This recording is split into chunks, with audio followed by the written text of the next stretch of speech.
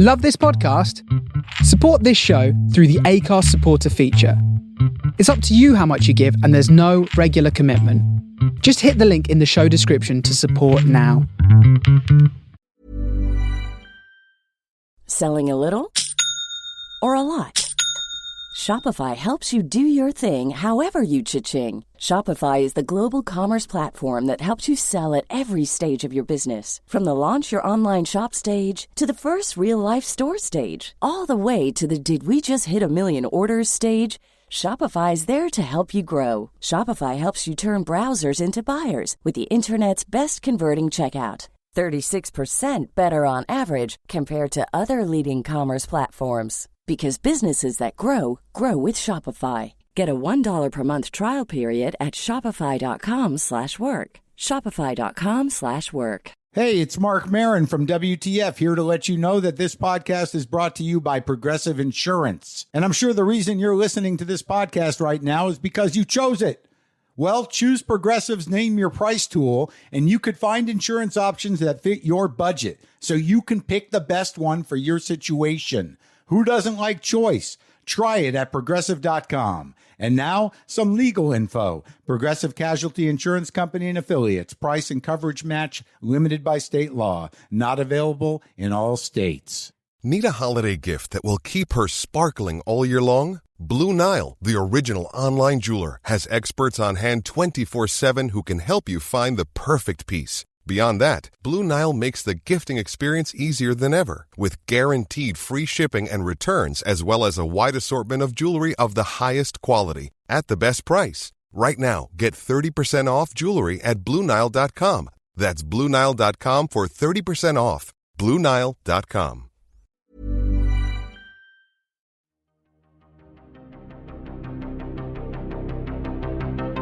This is Writers on Film, the only podcast dedicated to books on cinema.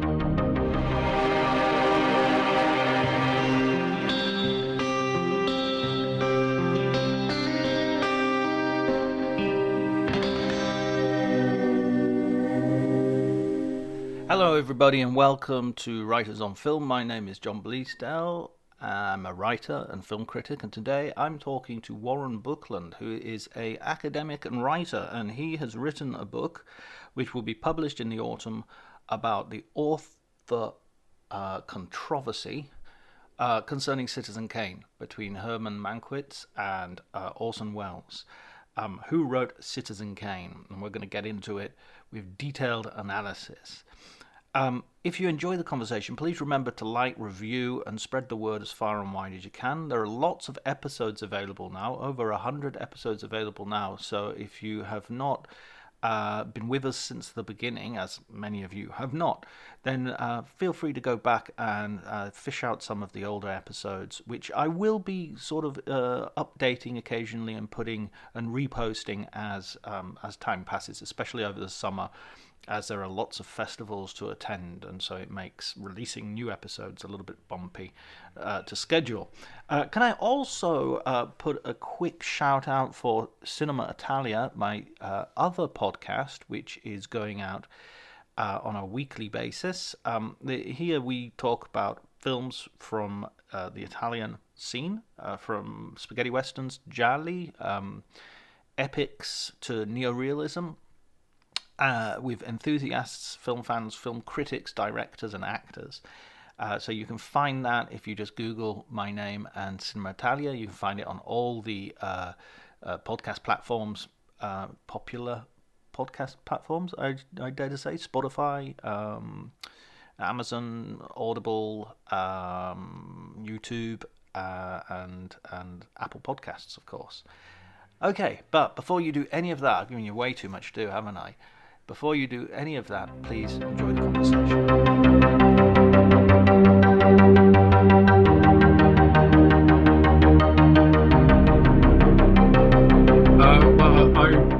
I studied my PhD at University of East Anglia, supervised by Thomas Alsasser. In fact, halfway through, he actually moved to Amsterdam, and I had a choice to stay in Norwich or to spend, my final year in Amsterdam. So I obviously did the latter.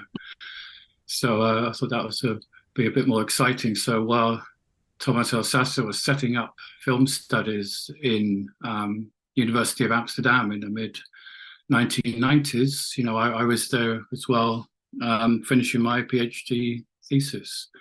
And going to Amsterdam, opened up a whole vista of, new colleagues. And, I started teaching with Thomas on the MA there. And after several years of teaching on the MA, we began to put our notes together into a book. And that became the book, Studying Contemporary American Film, A Guide to Movie Analysis. So we spent several years teaching that stuff to MA students, and then it came out as a book, which was, halfway between a textbook and a research monograph. And it did quite well. The publisher wanted us to do a second edition, to change all the films, but, that would have been a huge effort. So we said, well, the theory would stay the same. So we might as well, we couldn't really invest the time in doing that. Yeah, I was just saying, out of that really came this idea of the puzzle film, which, again, that came out of that seminar, but when we were studying contemporary cinema and, trying to distinguish puzzle films from other types of films, Thomas developed his own concept of the mind game film. So we had these parallel developments at the same time. We sort of had this sort of playful critique of each other, because he thought my notion of puzzle film was far too narrow, and and he had a notion of mind game film which was far broader. Basically, I was just interested in these films from a narratological perspective, and he had a much broader agenda, more cultural, philosophical, historical agenda that he, continued to develop for the next 20 years. And I basically just stuck to narrative theory of these films. It really emerged from watching David Lynch films, like Lost Highway was really the film that did it for me. Watching Lost Highway several times in midnight screenings in Amsterdam, it is pretty remarkable. Going to the films with all these fans to watch Lost Highway, and then trying to figure out what the film means. And of course I always said, well, it's not what it means, it's how it means.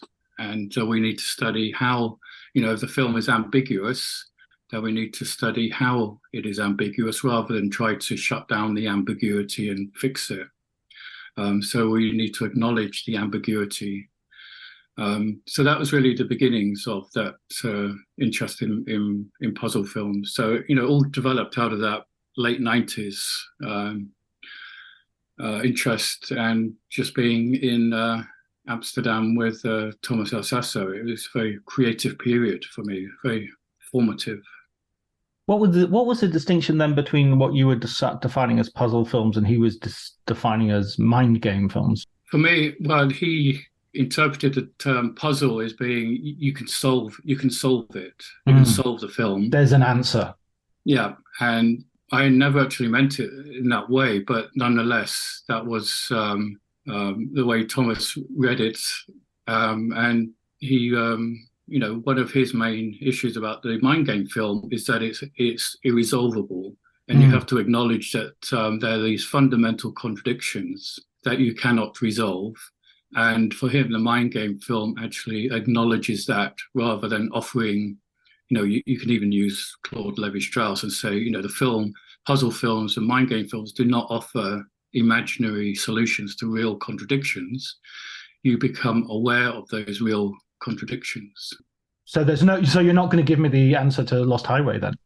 No, I think those who say they tell you what it means, they're just actually missing, half the film, because as soon as you try to disambiguate it, then you're missing the point. So. Yeah, David Chase has a similar opinion about the ending of Sopranos. You know, if you think you know the answer, it's you've missed the point entirely. Yeah. And yeah, I don't know. There's a little bit of me that sort of I think there are some films which sort of look like puzzle films in that definition, but they do have an answer, in the sense that, like, something like Christopher Nolan's Inception, I think it's very clear that there is a very distinct and specific answer, and he's using a sort of editing device, i.e., he's cutting before what would be revealing happens, just in order to maintain a sense of ambiguity, rather than because there's any genuine ambiguity.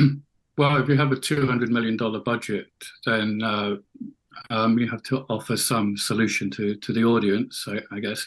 That's the problem when the mind game film or puzzle film elements then enter the mainstream. Then obviously they're compromised. You know, David Lynch obviously didn't compromise with Lost Highway, or indeed with Mulholland Drive, but Christopher Nolan is sort of using them within a more traditional narrative structure. You know, you could be Hush.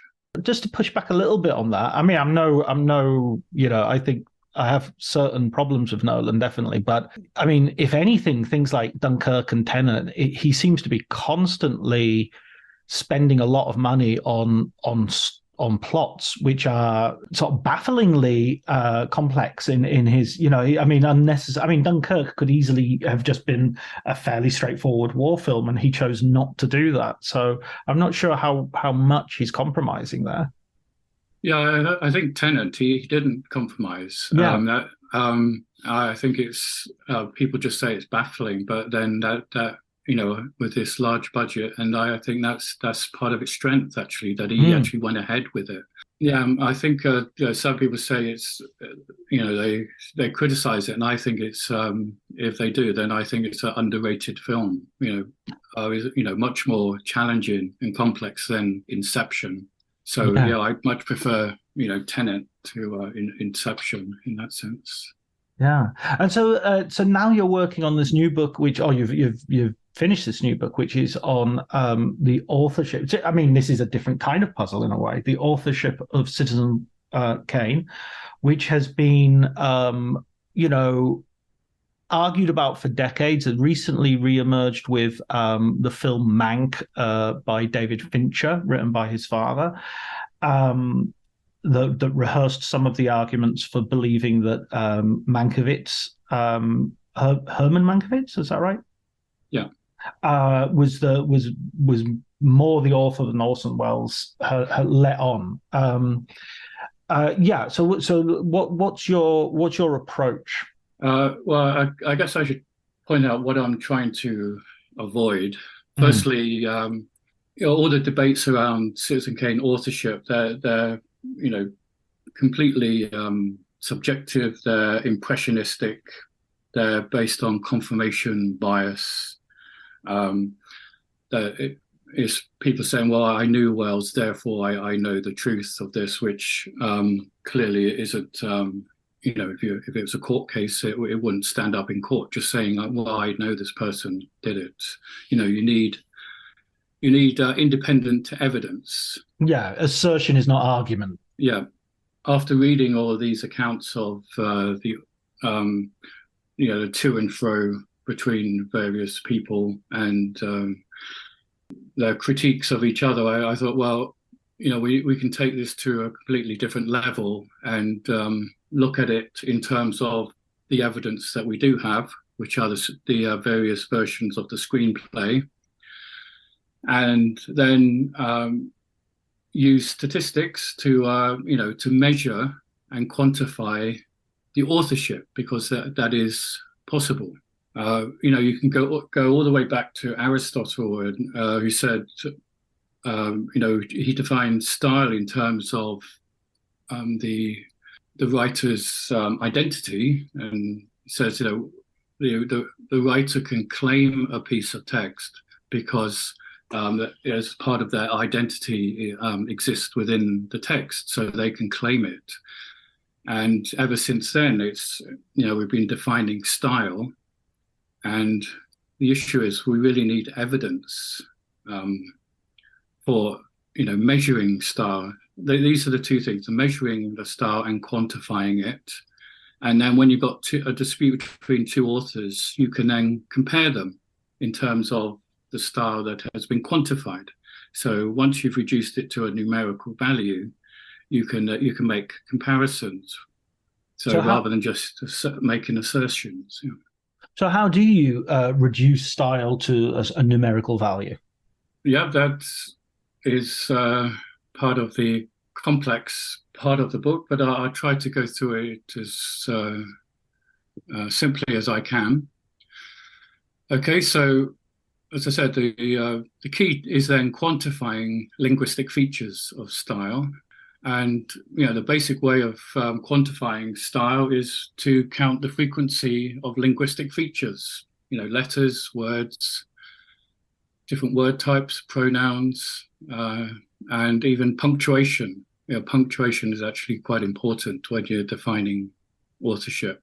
If you have two authors like Wells and Mankiewicz, you can identify these particular linguistic features that have a high frequency in one author and a low frequency in the other author. So those are the linguistic features that we're looking for. So so these are called distinctive linguistic features because their frequencies are different in both authors. Now, obviously, you can use statistics to then measure that difference because some differences are significant and some are not significant, but I can get onto that later.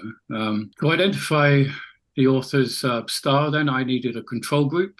So I managed to collect 40,000 word samples from each author's other screenplays. Then use software to generate the frequency of all linguistic features, from letters, punctuation, words, and two-word collocations.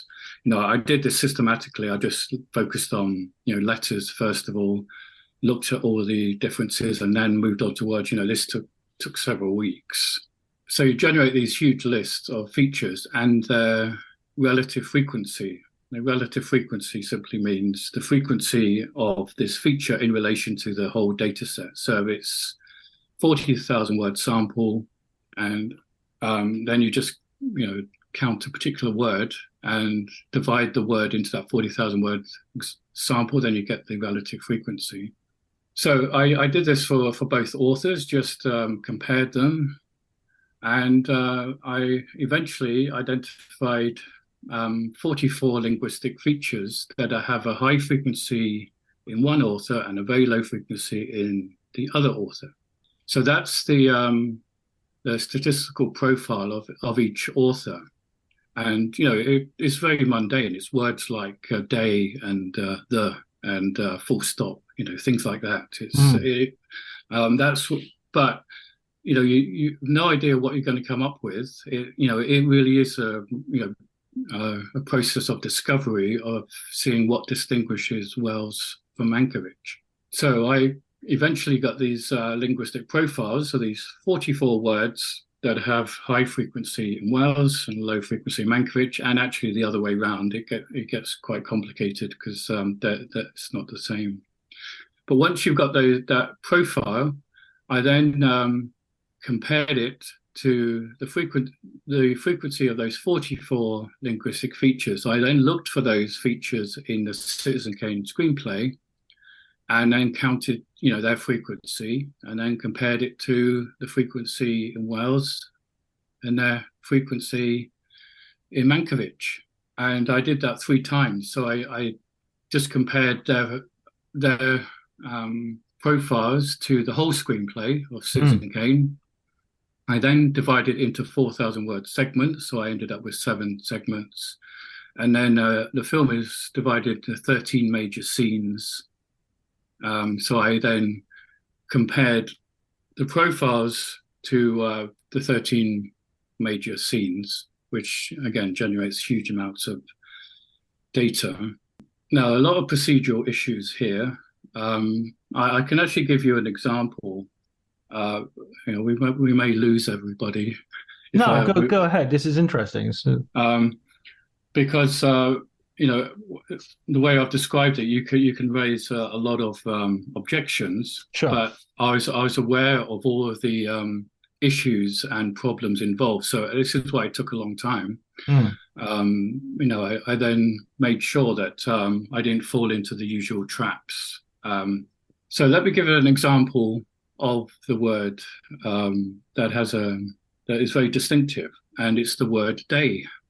Okay, I'll begin with the end result. The word day has a distinctive ratio of 3.41, which basically means Mankiewicz uses it 3.41 times more than Wells does. Right. Okay. And if we look at the numbers in the 40,000 word sample for Mankiewicz, he uses the word day 79 times. Orson Welles, in his 40,000 word sample, uses the word day 23 times.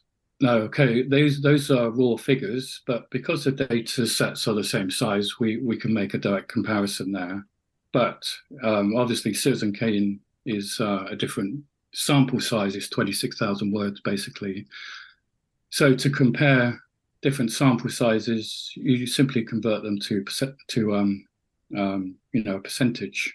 So this is why we use percentages, because it standardizes the results, so we can compare samples of different size. So the 79 uses of the word day in Mankiewicz in his 40,000 word sample, it comes to 0.198%. And again, remember, percent means out of 100. So he uses it 0.198 times per 100 words. And Wells is obviously even smaller because he uses the word day 23 times in his 40,000 word sample. So it becomes a very small percentage of 0.058. Okay, so now I look at Citizen Kane and I found the word day 60 times. Right. But 60 times in a sample size of 26,000 words. So we can't make any direct comparison with raw figures. We have to convert it to a percentage. And the percentage then is 0.232%. Now, another thing here is to keep talking about these very small numbers can be very tedious. But as I said, I'm talking about a percent, so per 100.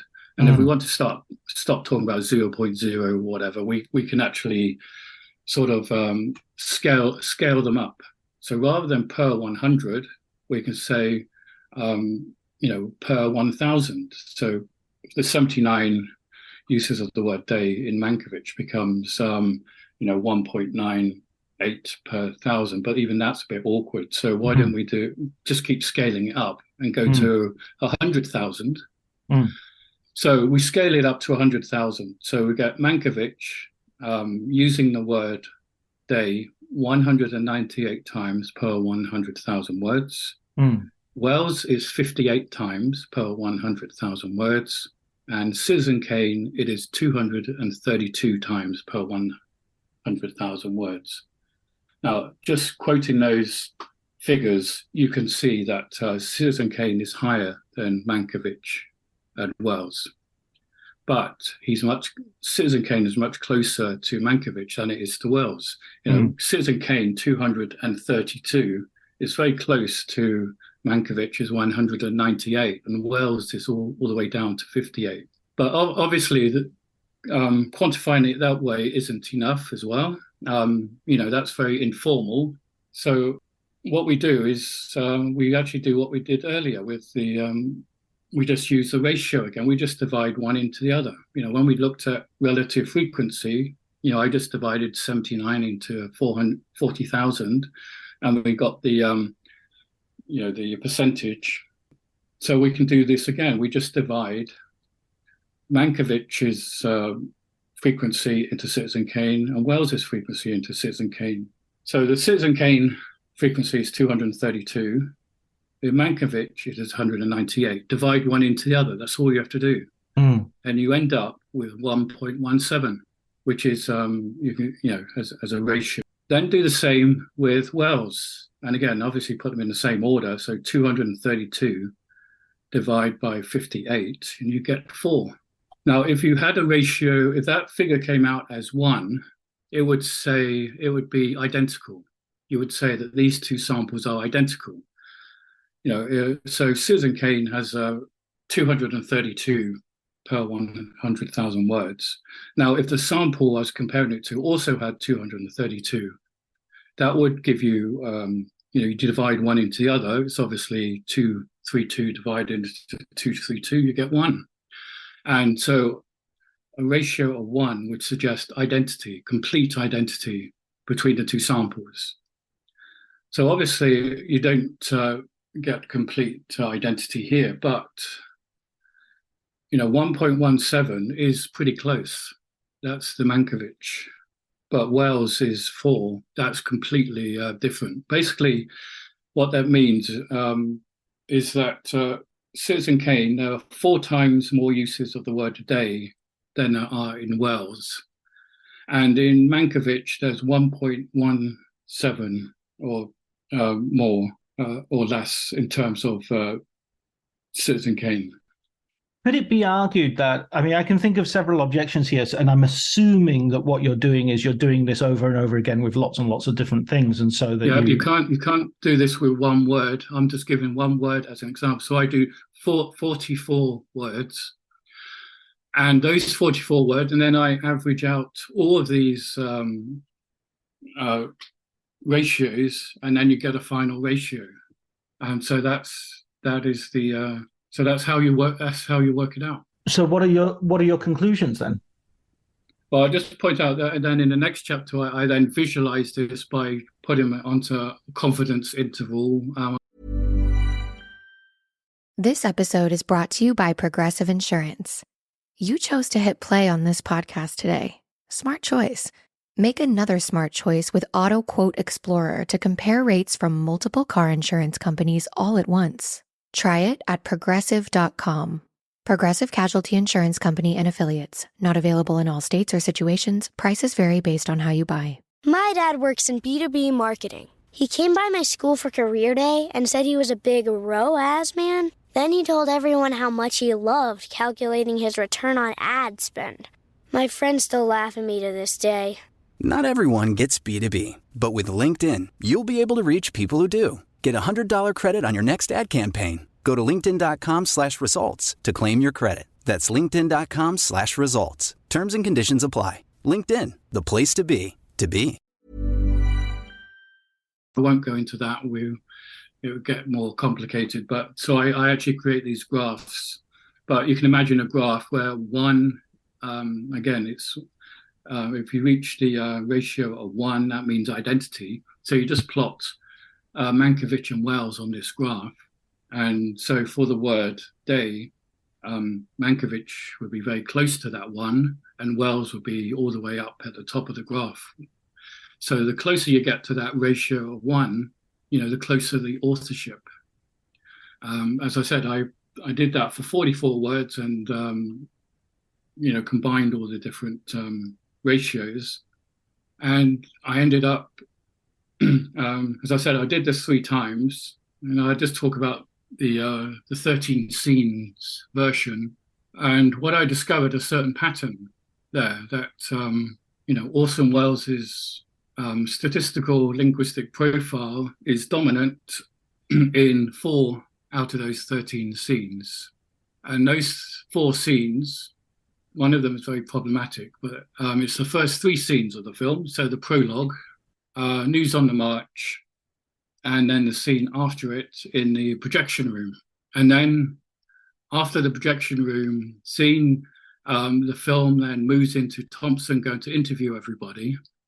And that's where the stylistic signature changes dramatically, where Mankiewicz, his signature suddenly becomes much more dominant in the screenplay. Now, Wells' signature becomes dominant in the last scene as well, when Thompson is summarizing Kane's life. They're in the basement and they're looking at all this stuff in the basement. And Thompson gives this speech about, how to sum up somebody's life. Well, that's where Orson Welles' signature reappears. So the prologue scene, it's written in a very literary manner, and there's one word of dialogue, of course, just Rosebud, but it is written as almost if it's a novel, and there's absolutely no trace of Mankiewicz in there at all. So Welles clearly wrote that. Now people say, okay, that's in the first draft of the screenplay, but Welles and Mankiewicz met before Mankiewicz started to write the first draft. And I imagine that Welles then, wrote this prologue and said, well, this is how it's going to begin. And then we're going to have a news on the march. And then they'll be in the projection room.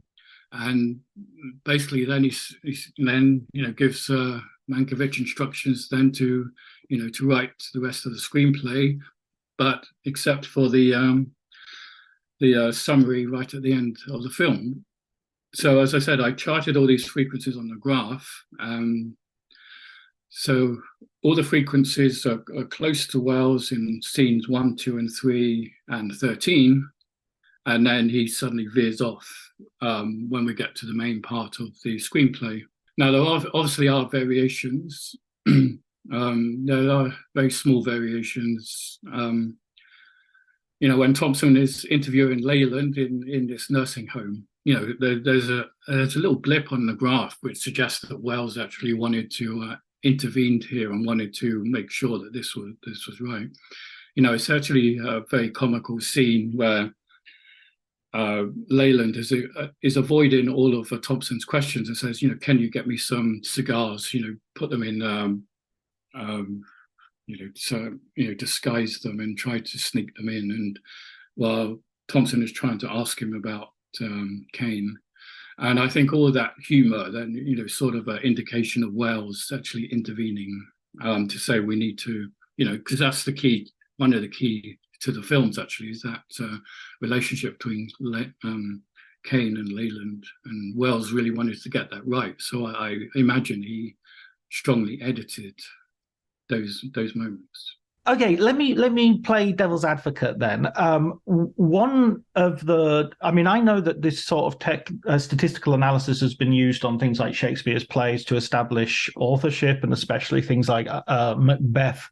Various parts of Macbeth have now been included in Thomas Middleton's collected works because analysis has proved quite decisively that there are whole scenes that Thomas Middleton wrote. However, with Shakespeare, all we have are the plays. We don't have the performances. Instead, with Citizen Kane, we have the film. So the argument of authorship, the text doesn't have the relationship to us as it does with Shakespeare's plays. So couldn't it be argued that authorship is not necessarily located in the screenplay, albeit seventh draft, but is located on the screen? Well, firstly, with the Shakespeare, it's there's a lot of documentation that Shakespeare, like many other playwrights, co-authored screenplays, plays, because they were very busy. Exactly, the same thing happened with Citizen Kane. Shakespeare was didn't have time to write a whole play, so he collaborated with others. And the collaboration comes down to the fact that, Shakespeare say, well, you write these scenes and I write the other scenes, and we won't edit each other's work. So that's why you can detect authorship, multiple authorship in Shakespeare's plays, especially the late ones. We're talking about the late, there is a very famous book that's dealt with this by Brian Vickers called Shakespeare Co-Authorship. It's a 500-page volume, and I used it as one of my main texts because it's Shakespeare co-author. So and he uses some statistical analysis there, and he's a renowned Shakespeare scholar. And obviously with Citizen Kane, Welles was at RKO and developing these projects, and none of them were working. So his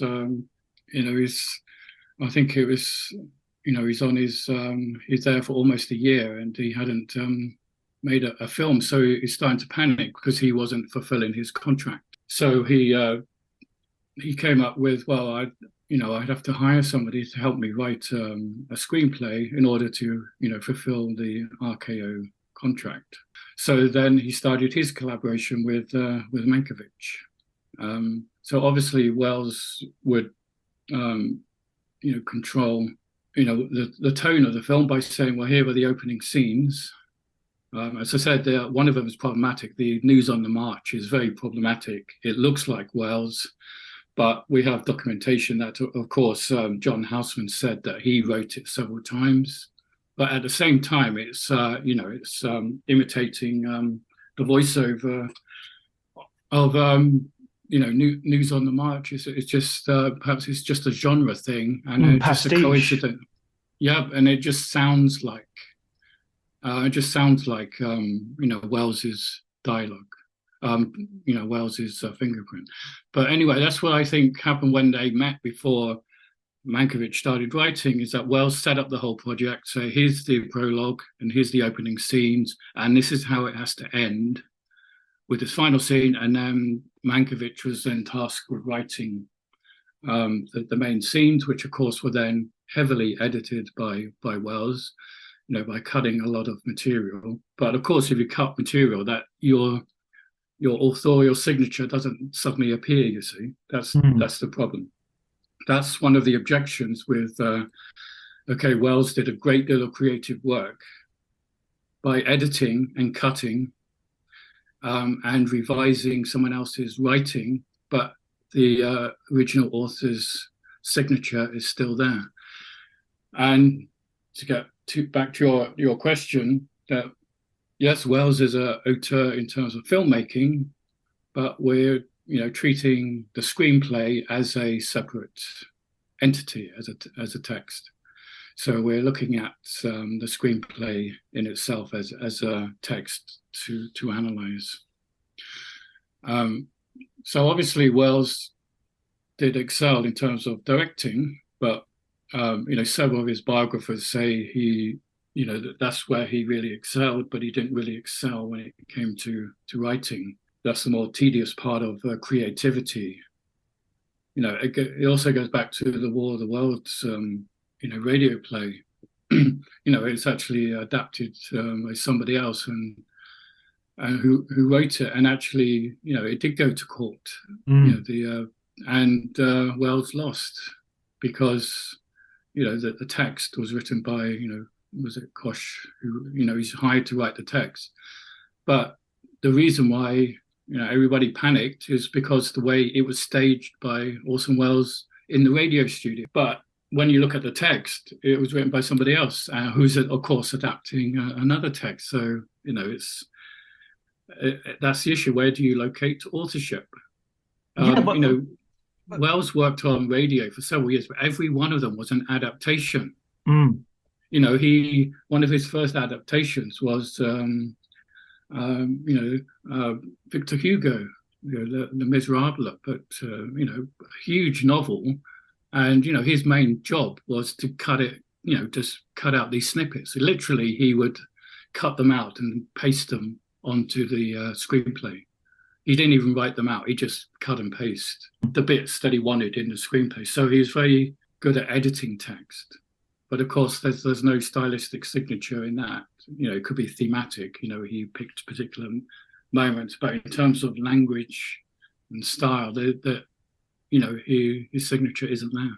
Well, he did it as a teenager. He was cutting when he was at Todd's Academy for Boys. He was cutting all of Shakespeare's history plays into a King's cycle, which is like absolutely, the gall of the man. I mean, at least he wasn't claiming authorship, but he was. Editing Shakespeare is was still a teen.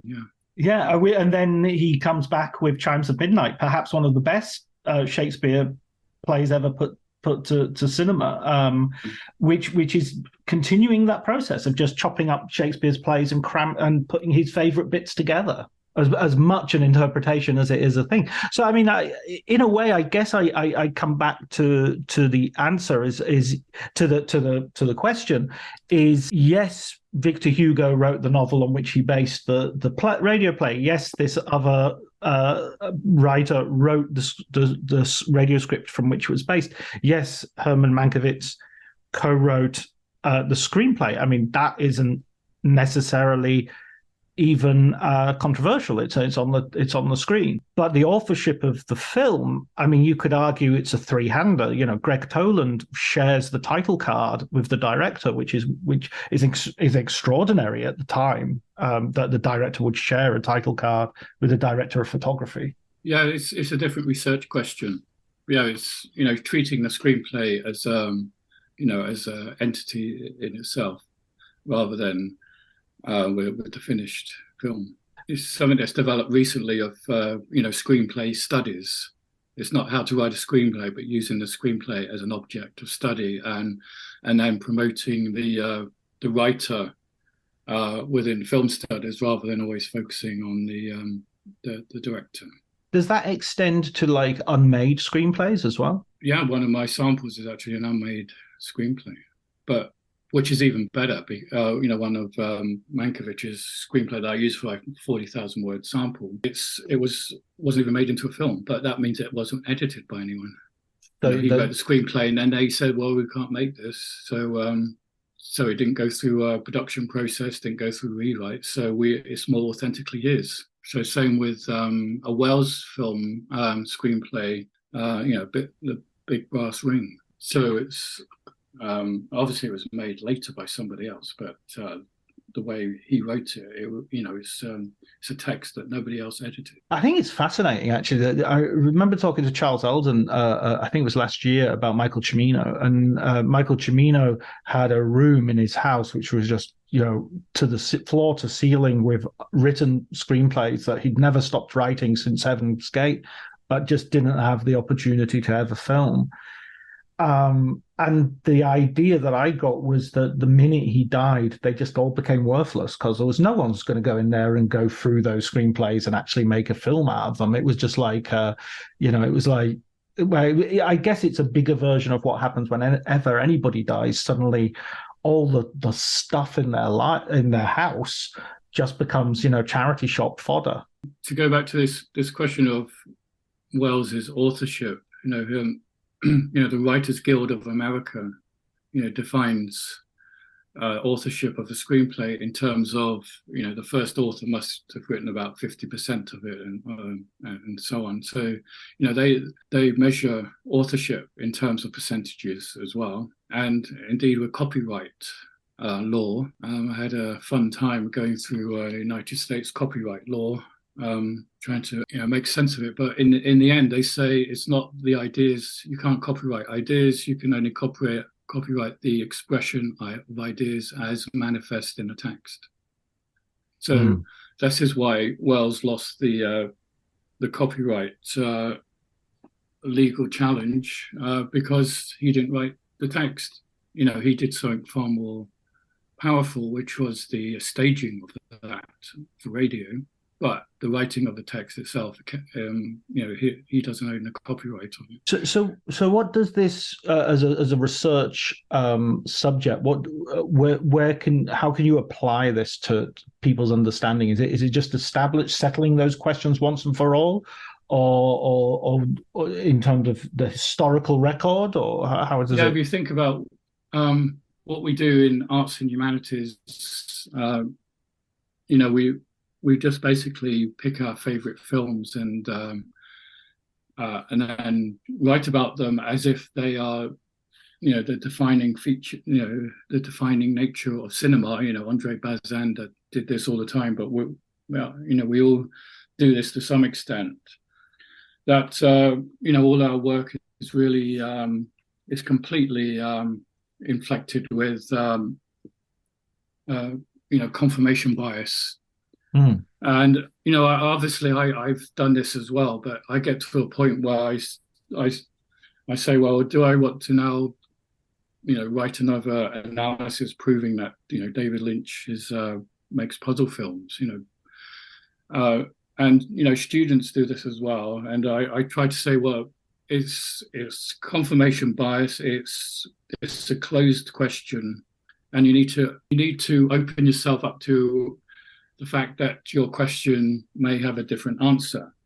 So I'll just give an example that students do all the time. It's we do feminist analysis, and so a student says, I'm going to look at this film and prove that it's a patriarchal film. And obviously you say, well, you've already come to your conclusion, so what's the point? And if you state your conclusion like that, you said, well, all you're going to do is just cherry pick data and say, well, there we are, you see, I've proved my point.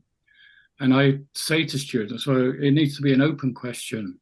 You say, okay, I'll take this film and ask, is it a patriarchal film or is it not? Or where is it is there some scenes patriarchal or not patriarchal? So it should be an open question. The way you approach it is then you say, okay, I'm going to use a particular theory and a particular method and apply that, and I will find out.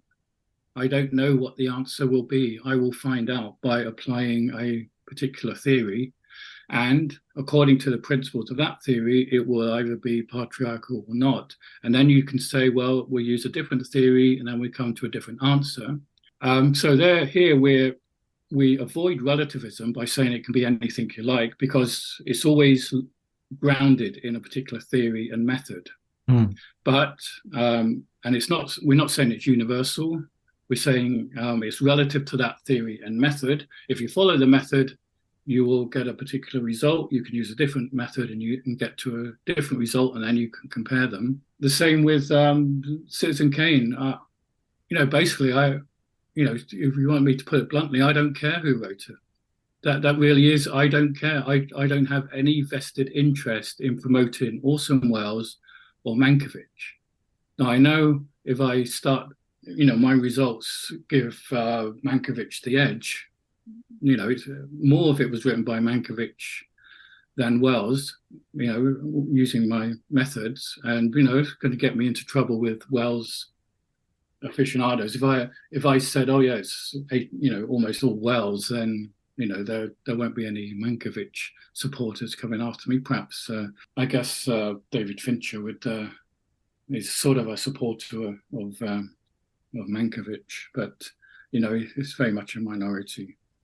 So yeah, my results are going to annoy a few, Wells, but I tell them, okay, you may have known Wells, but here's the actual results. He was a good storyteller. There's these famous stories about him in the 70s, sitting in the same restaurant, telling these stories about his past to everyone who came to his dinner table. And he's a great storyteller. But if you think about it in legal terms, in court of law, it's you need the evidence, not just great stories.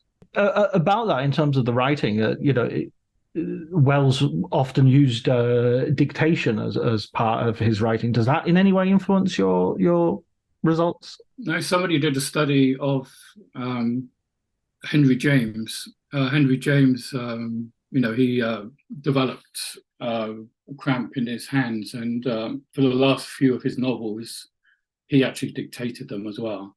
And with Henry James, you imagine his incredibly long, complex sentences.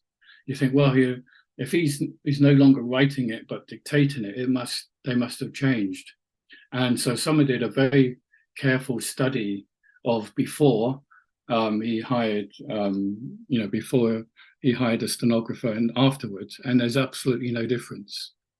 That's partly due to the remarkable nature of, Henry James is right, that those complex sentences were in his head and he could dictate them. That's absolutely, unusual. I guess it's unusual for him, so it's a special case. But yeah, he did dictate his later novels, and there's no stylistic difference between them. You can't tell that there's a difference. But, Mankiewicz was doing the same. When we see it in the film Mank, he's got a broken leg and he can't do very much. So he's dictator. Yeah, obviously we know that it was such a long, prolix draft that he produced, and it had to be very carefully edited out. But again, if you edit someone's work, that your stylistic signature still doesn't appear. Okay, well, that's fascinating. I mean, I hope it's definitely going to contribute to the argument. I don't necessarily think it's going to stop the argument definitively, but it will contribute and make us all regard it in a way which is a bit more refreshingly objective. I agree with your idea of the confirmation bias being not altogether helpful in this case. One last question, Warren. Do you have a film book that you'd like to recommend to our listeners? Well, if they want to be challenged, earlier I talked about Thomas Alsasser's work on the Mind Game film. Thomas unfortunately died quite suddenly in 2019, and he had this unfinished manuscript, which was on the Mind Game film. And so I decided, along with a few other colleagues, Dana Polin and Song Hoon and Thomas's widow, that we would finish this project for him. And this actually happened during the COVID lockdowns. Firstly, I was actually doing this Kane work at home during the COVID lockdown. It was actually a good time to sit down and relearn statistics and do all this incredible counting of words during lockdown, because I couldn't go out anyway. But the second thing I was doing was helping to edit Thomas's final book, the Mind Game film. We had this, the three editors, and then Sylvie, Thomas's widow. We had this email group, and we were literally emailing each other almost every day about Thomas's book, the Mind Game film. And we spent a year editing it, and then it was published. And it's a culmination of Thomas's thinking about the Mind Game film. And it's just such an overwhelming book anyway, but I would recommend that if, you really want a challenge. So, Thomas's posthumously published book, The Mind Game Film. Brilliant. Which that's my recommendation. Brilliant. Thank you so much, Warren. And thanks so much for taking your time to talk to us today. Okay. Thanks.